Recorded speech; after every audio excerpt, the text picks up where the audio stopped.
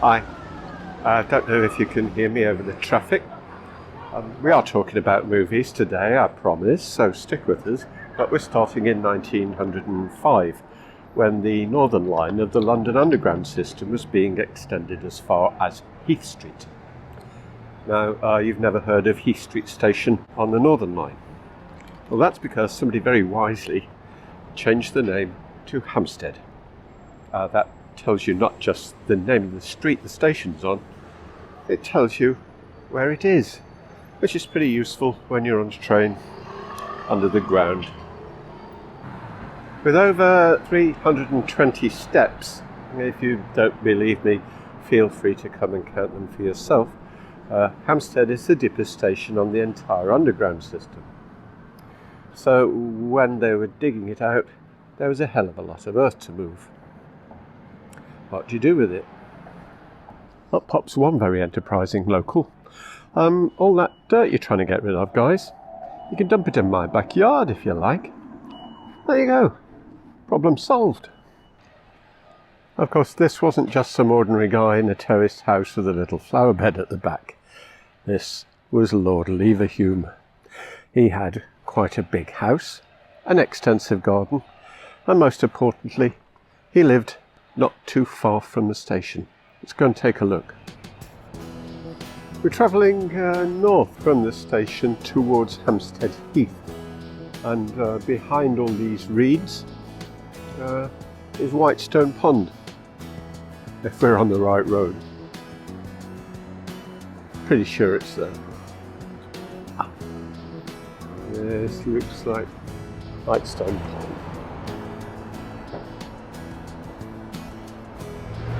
On the way to William Lever's house, I can't resist stopping for a moment here at Jack Straw's castle. No, obviously it's not a castle. It was a pub up until about 2002, I think. Now it looks like it's offices and probably the inevitable luxury accommodation. This particular building dates from 1964 when it was rebuilt, but there's been an inn or a tavern on this site for hundreds of years. It's named after Jack Straw, the leader of the peasant revolt in the 14th century, who supposedly was sheltered here before they caught up with him. Back when it was still a pub, Charles Dickens used to drink here, but then show me a pub anywhere in London where Charles Dickens didn't drink. I wonder if he was ever sober enough to write his novels. But one interesting little fact, in the original book of Bram Stoker's Dracula, Professor Van Helsing has dinner here with Dr. Seward on the evening before they trot off to the local graveyard to exhume Lucy's corpse. True. We seem to be getting a little off topic here, so moving a bit away from the main road, we'll get back to Lord Leverhulme. The Lord, by the way, wasn't an hereditary title. He was born plain William Lever in Bolton, Lancashire. Along with his brother James, he founded the giant Lever Brothers soap empire. You probably heard of it, you probably still buy some of their products. It's now part of the huge Unilever conglomerate, bringing us such everyday necessities as Persil detergent, cornettos and Marmite.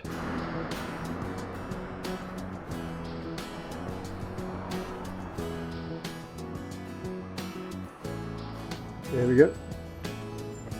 William Hesketh Lever, first Viscount Leverhulme, soap maker and philanthropist. Yeah. North End Way on the fringe of Hampstead Heath, and the grand mansion bought by William Lever in 1905. Back then it was called just The Hill. The name Imberforth came from a much later owner. So here we are in the fourth house. Now, where's all that earth they dumped? Let's go around the back and take a look. Where did the name Leverhulme come from? In 1874, William Lever had married Elizabeth Hume. When he came to take his seat in the House of Lords, he took the title Viscount lever Hume. Isn't that sweet? Although we're on the fringe of Hampstead Heath, which is just about the highest point in central London, Lord Leverhulme thought he'd go just that little bit higher. He used the spoil from the Northern Line dig to build himself a raised garden. And I think that's it up there. Let's go and see. He capped his garden with this, a magnificent Italianate pergola. And this is what we've come to see.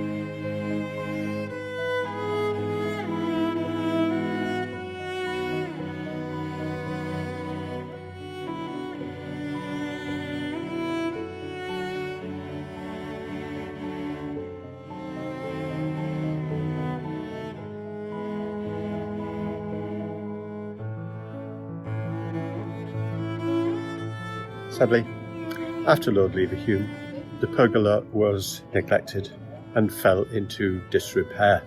It wasn't until the 1990s that it was repaired, restored to its former glory, and opened up to the public.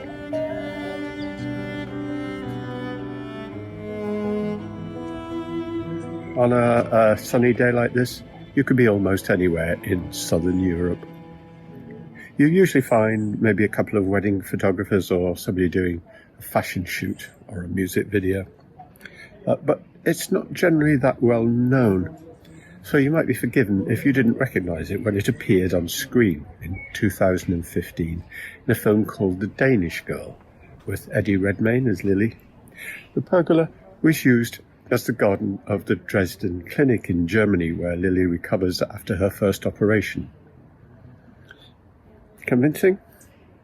Well, I'm no expert in the gardens of German gender reassignment clinics of the 1920s, so I go, yes, fool me.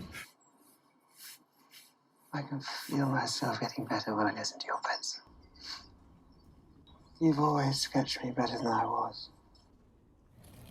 But what really sold the location is that final shot of the scene, when everything you can see behind the pillars, the trees and all the rest of the garden were removed digitally and replaced with a view of rolling green hills and a meandering river. Instant German countryside, courtesy of CGI. But it did look good though.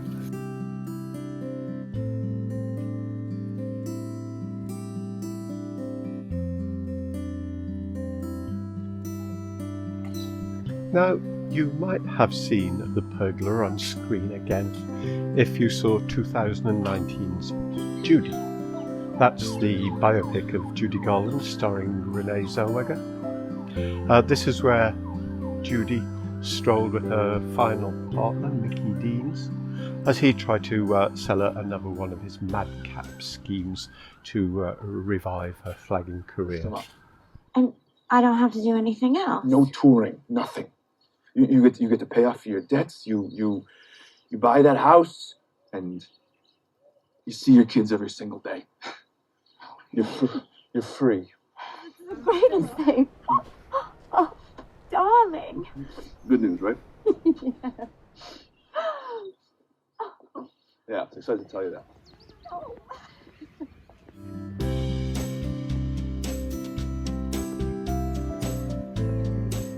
And down here, the part of the garden we haven't seen before.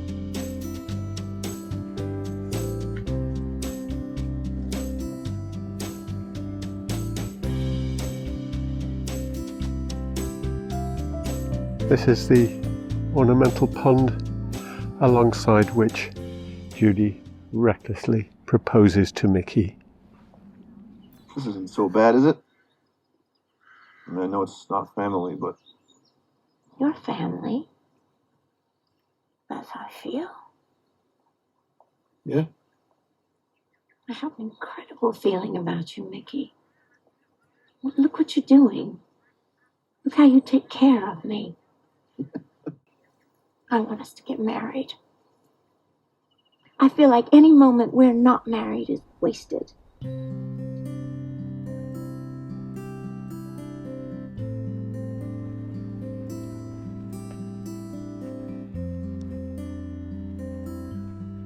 I can't, in all honesty, say that after strolling around a pergola, I really need to chill out. But I do like to end these little trips with a sit down and a relax.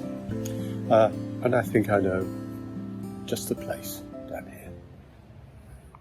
Like the pergola, this isn't the kind of place you'd stumble across by accident. Also, like the pergola, it's a place I discovered from a film. Unlike the pergola, it's a place that serves drinks. This was the house of fashionable 18th century portrait painter George Romney. He did lots of portraits of Lady Emma Hamilton, who was Lord Nelson's unofficial partner, companion, mistress in those days. He's also a distant ancestor of US Senator Mitt Romney. So there. But it's not his house we're looking at today. It's his stables in the rear. Don't worry, they're not still stables. After Romney, they were used as assembly rooms, kitchens, and eventually what they become today, which is a wonderful, traditional old English pub. You know the type, wood panelling, etched glass, period details, a dining room in the back, and a fine selection of beers, wines and spirits. It's the Holly Bush.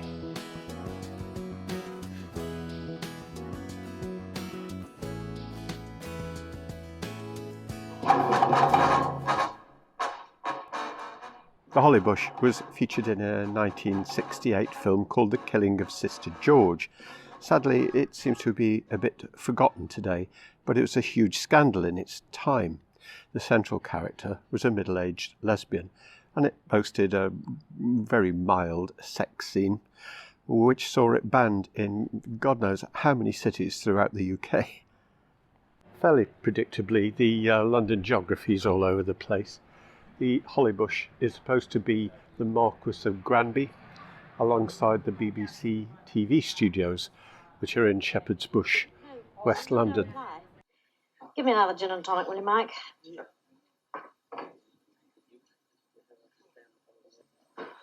Say when. I better say when. Oh, I'm terribly sorry. Never mind. You haven't paid for it yet. That makes it the landlord's worry. I'll get you another one. Jolly kind of you, thank you. Beryl Reid recreates her stage success from the West End and Broadway as the actor suffering a crisis when she discovers that District Nurse Sister George, the character she's played for years in a long-running soap opera, is about to be killed off. Somewhat surprisingly, the director was a big name from Hollywood. It was Robert Aldrich. He'd made his name with films like Kiss Me Deadly and The Dirty Dozen. But in the early 60s, he'd invented a genre pretty much all his own, which you might call politely older women's psychodramas, like Whatever Happened to Baby Jane and Hush Hush Sweet Charlotte. Gateway's Club, please. Perhaps Aldrich coarsened the original play a little, but this was an incredibly bold film to make at the time. Take this scene, which was filmed in the Gateways in Chelsea. This was the country's most famous lesbian nightclub at the time, and these are the actual patrons of the club appearing as extras. And apart from Reid herself, there are memorable performances from Susanna York and the legendary Coral Brown. Oh, there you are, Miss Buckridge. I was afraid we'd lost you. Listen, you mealy-mouthed old boot. Are you totally incapable of saying what you mean? Oh, really? George, stop it. You are drunk. That reminds me, I was heading to the Hollybush, wasn't I?